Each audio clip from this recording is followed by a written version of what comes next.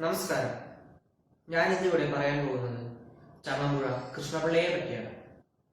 മലയാള ഭാഷയിലെ ഒരു മഹാകവിയാണ് ചങ്ങമ്പുഴ എന്ന തൂലികാനാമത്തിൽ അറിയപ്പെടുന്ന ചങ്ങമ്പുഴ കൃഷ്ണപിള്ള.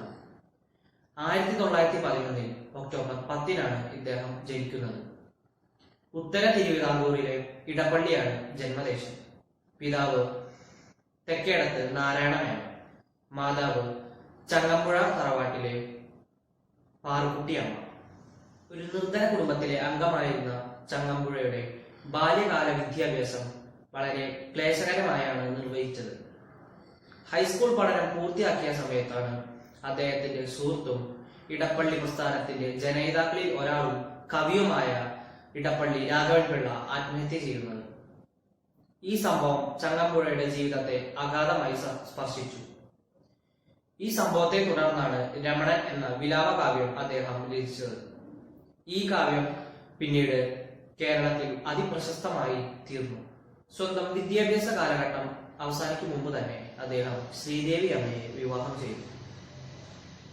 പഠനത്തിനു ശേഷം കഠിനമായ സാമ്പത്തിക പ്രതിസന്ധികൾ നേരിട്ട അദ്ദേഹം പിന്നീട് യുദ്ധസേവനത്തിന് പോവുകയായിരുന്നു.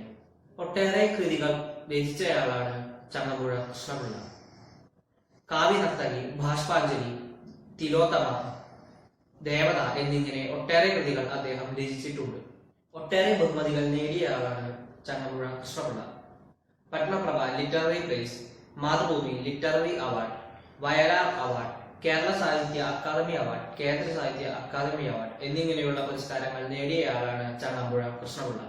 കേരളത്തിലെ സഹൃദയ ലോകത്തെ ദുഃഖത്തിലാഴ്ത്തിക്കൊണ്ട് 1948 ജൂൺ 17 തന്റെ 36-ാം വയസ്സിൽ അദ്ദേഹം ഈ ലോകത്തു നിന്നും വിടവാങ്ങി.